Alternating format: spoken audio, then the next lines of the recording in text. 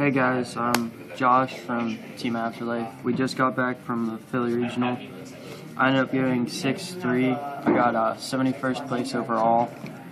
I ended up losing to 2 Dragon players and an Evil Swarm player. So I ended up I ended up getting knocked out on the bubble. But I was playing Lavals, and a lot of people were surprised to see Lavals. I ended up round 1 I played Heretics, round 2 I played Dragons, round 3 I played Evil Swarm, round 4 I played Dragons, round 5 I played Dragons, round 6 I played Dragons, round 7 I played Dragons, round 8 I played Dragons, round 9 I played Mermail. I ended up losing round 6, round 3, and round 2. But anyways, let's get on to the deck profile. 3 Blaster. I really wish I would have saw this card more. Like, this is one of the vital boss monsters of the deck. Like, if you don't have Rekindling, this is the biggest monster we can make. 3 Handmaiden, Engine of the deck, 2 Lakeside Lady, Back Row Popper, 2 Cannoneer. This card actually let me OTK my round 5 opponent because I inflicted 1,000 points of burn damage. I made a Hyper Librarian, a Lavals Dual Slasher, and summoned a Blaster.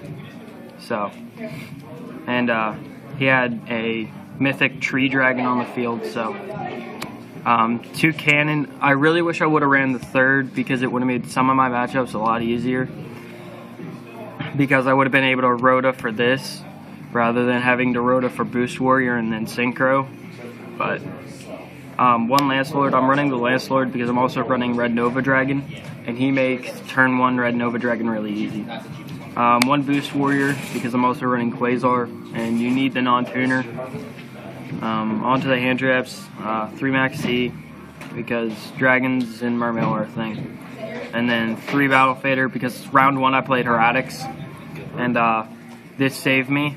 Like, game 2, this saved me for like 2 turns in a row, but he ended up OTKing me still because I couldn't draw into anything. That's the monster lineup. Onto the spells. We have 3 MST, 3 Rekindling, most broke card needs to be banned, 3 Molten Conduction Field. I was running Foolish Burial, but I decided to take it out because if you just draw a Foolish Burial, it's like you don't even want to Foolish anything because you don't have like anything to get started off of. That's why I just run the 3 Molten. 1 Reinforcement Alarmy because you can search Cannon or Boost Warrior. And last minute addition was Gold Sarcophagus. I had a bunch of games where I played Gold Sarcophagus and searched out Molten Conduction Field because I already had Rekindle. Like, I opened Rekindle several times throughout the whole day. I just didn't have the Molten Conduction Field to start going off. That's it for the spells. Onto the traps. This right here was the MVP of like all day. I deprisoned multiple Crimson Bladers. I deprisoned multiple Stardust Spark Dragons. I deprisoned Stardust Dragons. Like, I actually deprisoned my own Red Nova Dragon because a Dragon player stole it with his big eye, and I had to deprison it. 2 Regeki Break. I really wish I hadn't ran this card because at the points I was activating this, I was ditching cards like Battle Fader and Max C. I would take this out for 2 Mirror Force, undoubtedly. 1 Fiendish Chain. I really didn't like this one either. I would have taken this out for Compulse. 1 Torrential, loved it. 1 Bottomless, loved it. 1 Warning, loved it. 1 Sixth Sense. I sided this out every game 2 and 3. Like, every chance I got, I sided this out. Like, I offered them to side out Sixth Sense, side out Return. But most guys, like, I sided out Sixth Sense, but most people I was playing with was only playing Return. So I sided out Sixth Sense, you side out Return. I wish I played against those guys. My 5 draws are the people that ran Sixth Sense and Return. Yeah, well, you don't have anything to side out for. We have my E-Dragon tokens. This helps me keep track of what E-Dragons were used per turn. We have Tempest, Blaster, Redox, and Total. Extra deck. Formula Synchron. Lavals Dragon. This card let me win my round 7 match because I had to bounce my own Red Nova Dragon with him, and it also won me my round 9 against Mermail because this is legitimately Brionic. Lavals Dual Slasher, this won me against E-Dragons because he made Dracosac, and then I made him and inflicted 48, and then Blaster popped the Dracosac, and then made Quasar. One Librarian, one Lavals Dragon. I do run the level 6 because I have had situations where I would special my 2 Cannoneer and my 3 Tuners, and one of my non-tuners get Book of Moon, and so I have to make him. One Black Rose Dragon. I Black Rose the Dragon so many times using Cannon. Like, I would go Cannon, Special Lakeside Lady, Synchro Black Rose, and then Rekindle for game. Ancient Flamvell Deity. This card won me against Dragoonity Rulers because it let me remove all 3 Failings from the grave. One Lavals Stenin. I made this guy against Mermail. Game 1 I made this against Mermail, so they couldn't really target him. Stardust Dragon. I make it after I make one of my big boss monsters. Scrap Dragon, Crimson Blader, Red Dragon Archfiend, Shooting Star Dragon, Red Nova Dragon, and Shooting Quasar Dragon. It for the extra deck. Onto the side deck, I'll show you guys what I liked and what I didn't like. Triple Fire Ferret, I loved it. Like, I wish I actually would have saw it against Evil Swarm.